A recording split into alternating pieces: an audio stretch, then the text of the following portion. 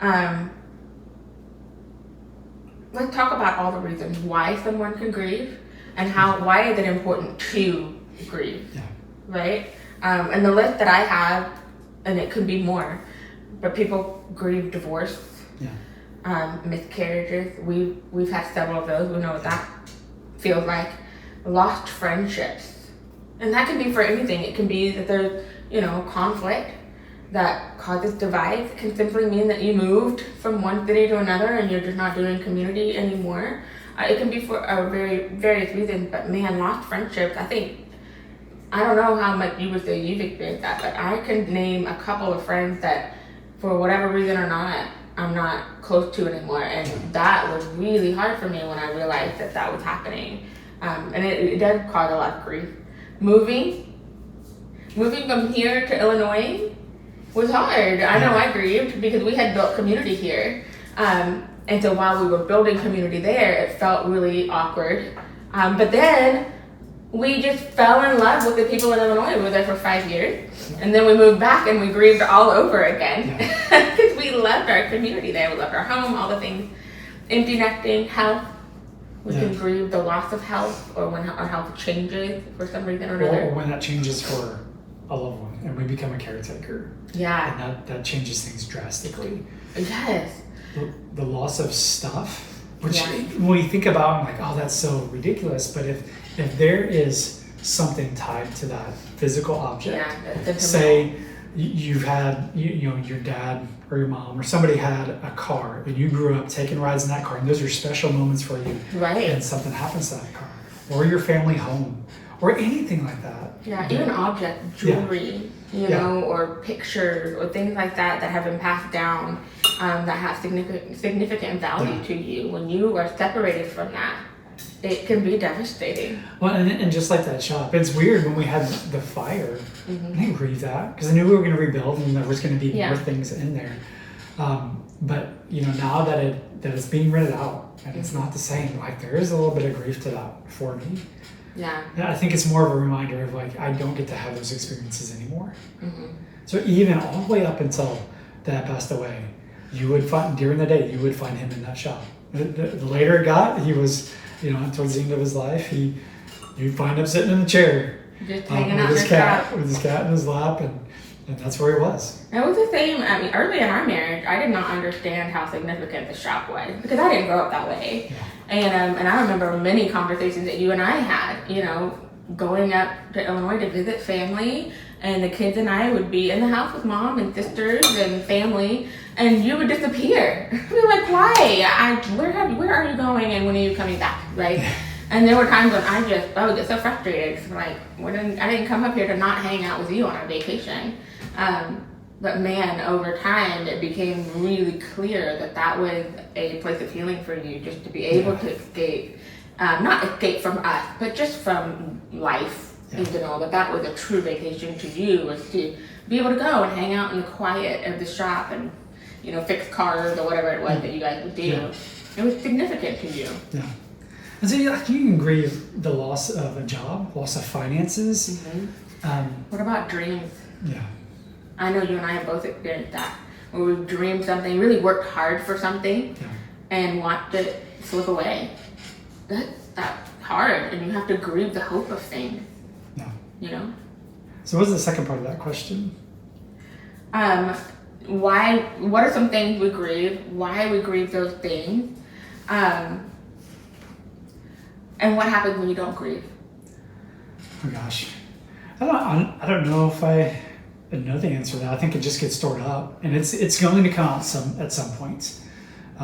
Grief is going to find its way. It will find its way. That's exactly right. And so, if you store it up and don't really embrace it as a healthy process, if you cram it and store it up, it's going to come out probably more in an explosive type. That could show up in anger. It can show up in how you treat other people. Yeah. Bitterness, resentment. Yeah. Health. It can show up in health. Yeah.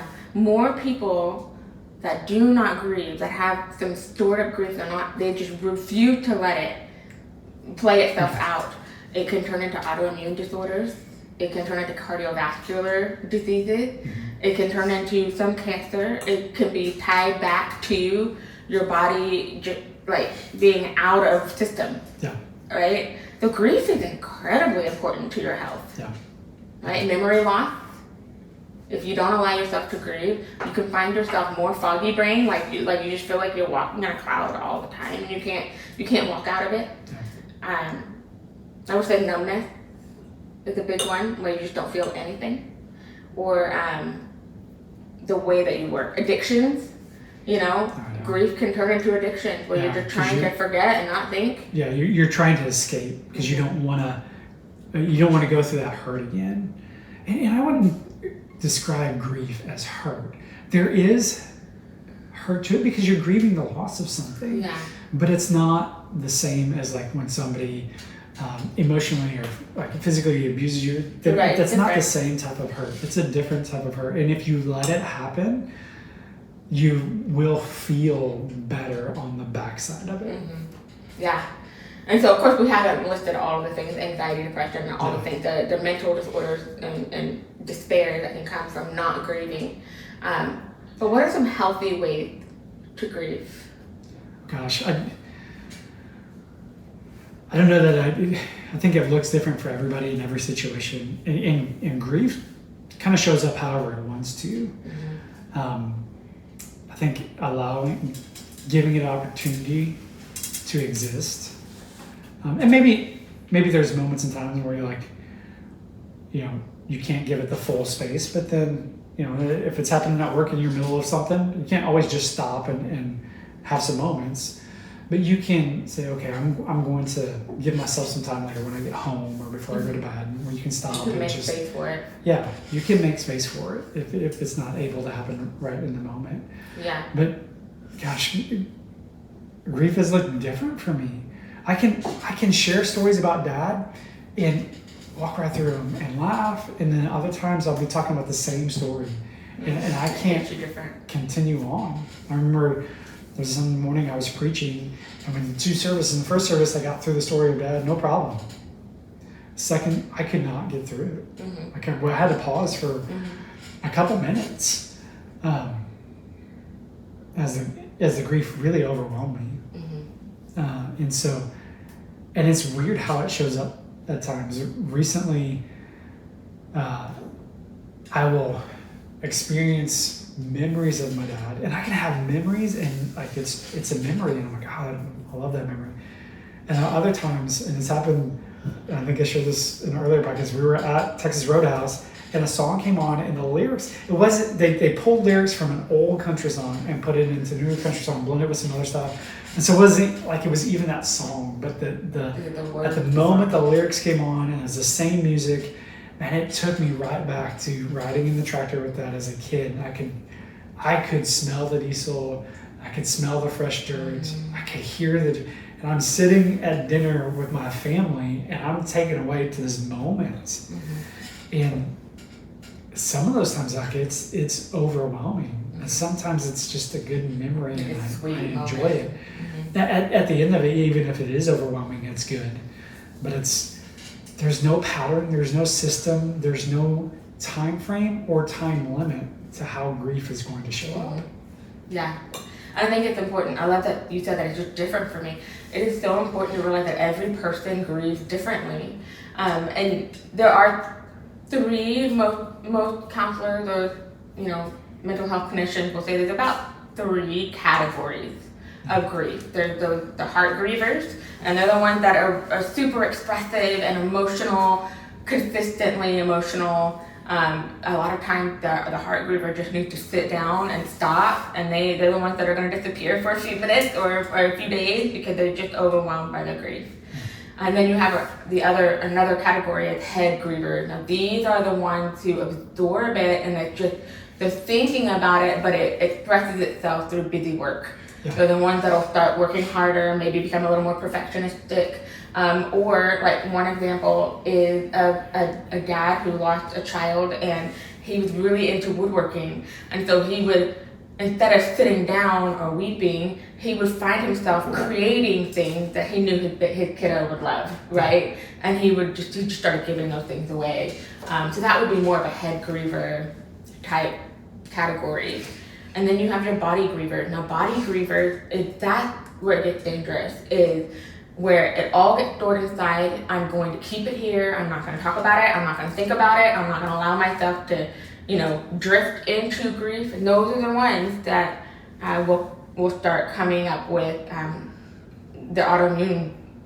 Their immune system just start to shut down because they start getting sick. They're the ones that have never had a flu before, and all of a sudden they have flu 3 times in 1 year. It's just like bizarre how it will play out if you don't allow it to escape or be expressed in some way or another. But the problem with this is that people who live in different categories, for example, if you have a heart griever and a head griever, they will look across the room at each other and misunderstand. Yeah. Right? Someone who's a heart griever and is weeping on, sitting or can't get out of bed, whatever, will look across the room at their spouse or sibling or dear friend, and they're just busy. They're working. They're not crying. They just keep going. And that heart griever will interpret that as, why aren't they grieving? Yeah. What's wrong with them? Right? Where the head griever will look at the heart griever and be like, what is happening? Why can't you put this into good use? Like, use that energy for something else than sitting there or being in bed.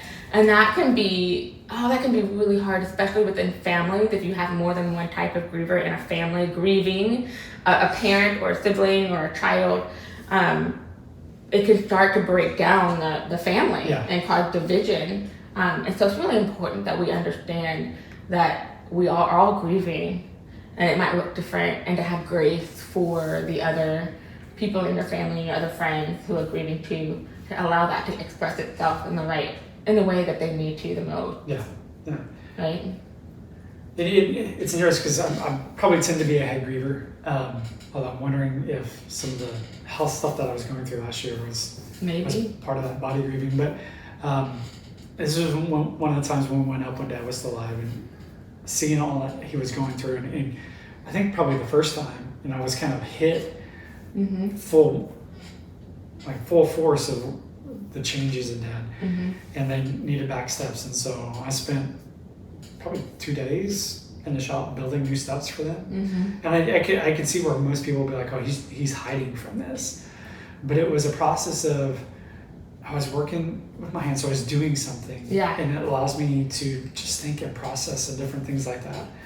And so I was able to work through some of those things as I built these steps. Yeah, I remember that.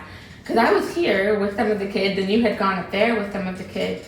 And I remember being frustrated that you were building the steps. Like, why can't somebody else build the steps? You need to be with your dad, But looking back now, I see how that was that was a gift to you to have that time to process and to build and to make those cuts and to organize and scale everything. And that was really good for you. Yeah.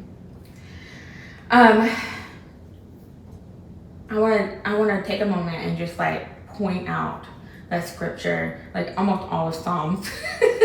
A large majority of the songs written by David and a few others are grief related, lamenting, crying out to God. I don't understand. Why is this happening? I'm finding myself in this position, situation, or whatever. And almost always at the end of those laments, you see a shifting in the language, like, God, you're still good. Even though I'm finding myself in this situation, God, you're still good. You still love me. You still love my family. You're still in it somehow. So there's this peace of faith and trust and knowing that God's going to see you through this and onto the other side, even if it doesn't turn out the way you want it to or you hope for it to. And so I do want to take a moment and encourage those who might be listening. While grief is hard, God is in it. And it's beautiful, and he's so kind to give us grief and to not just shut it off and never think of those things again. No, we carry the people that we love with us, and the things that we love with us. Memories are important and really shape who we are as people. Yeah. And so just want to give some credence to that. caring for your body. I know it was really hard to watch you be sick, and not really knowing how to help. Yeah.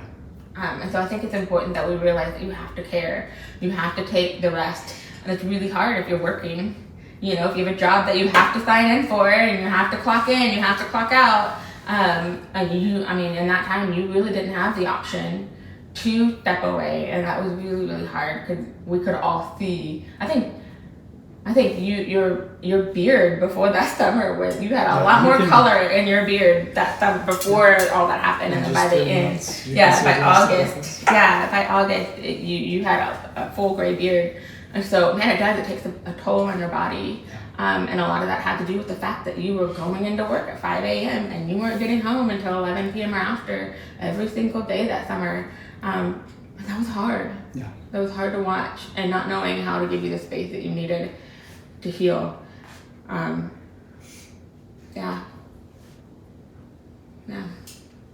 So what would you say to everyone as we, close up for today?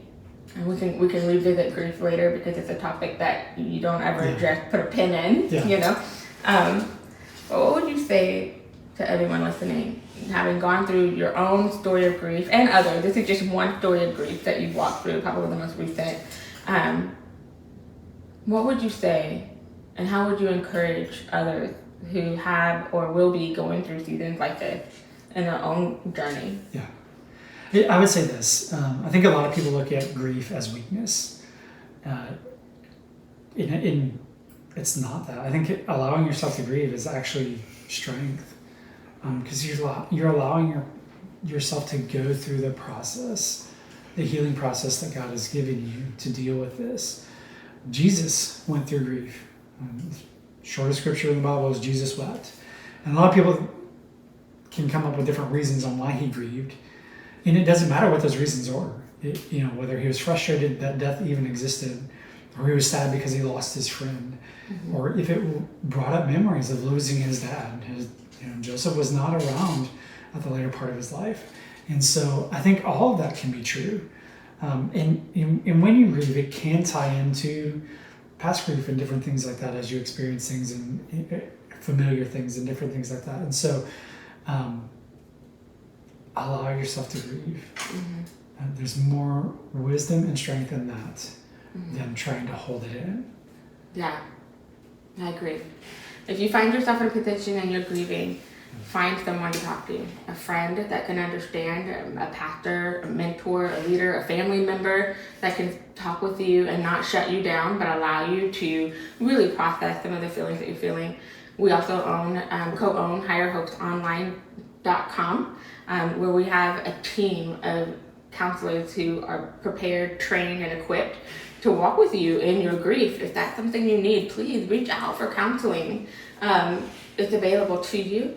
Any other thoughts? And I would say that was probably one of the things that helped me was just you and already having all that training as a licensed counselor in grief. You were able to ask me things and knew when to give me space and different things like that, and knew how to sit with me in grief.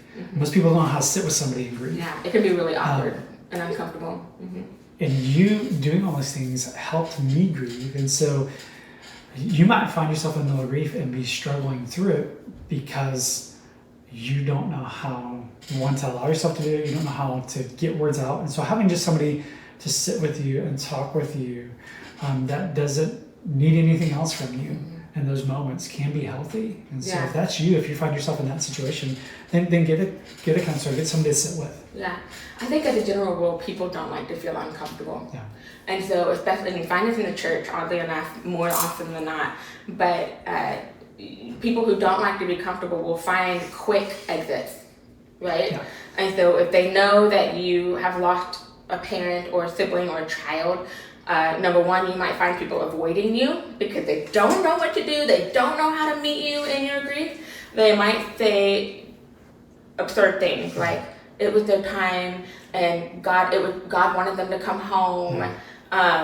He's in a better place. All of those things are not helpful. They're not helpful to the person who has experienced the loss. And so sometimes it's better to say nothing and just be present, sit, or walk up and say, hey, I'm thinking about you, I'm praying for you. Could I give you a hug?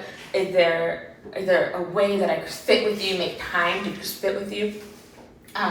If it's in your power to show up with a meal or something, not right away. Sometimes, when we lose people, you've got like all of these loved ones that are willing to show up right away. Well, then a month goes by, 6 weeks down the road, and it's cricket, there's nothing. So sometimes wait a little bit and check in after that 6-week mark, and that will be the most appreciated, to know that you're still thought of, you're still loved.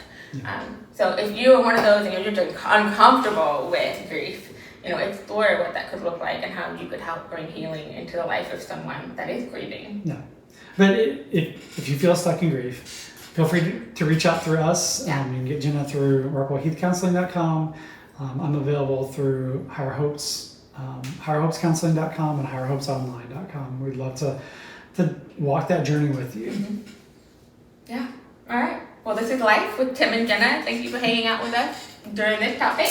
And again, we'll loop back around again, hopefully, sometime soon. And it's always, as always, so good to hang out with you all. Subscribe or follow us on social media, and we'll see you next time.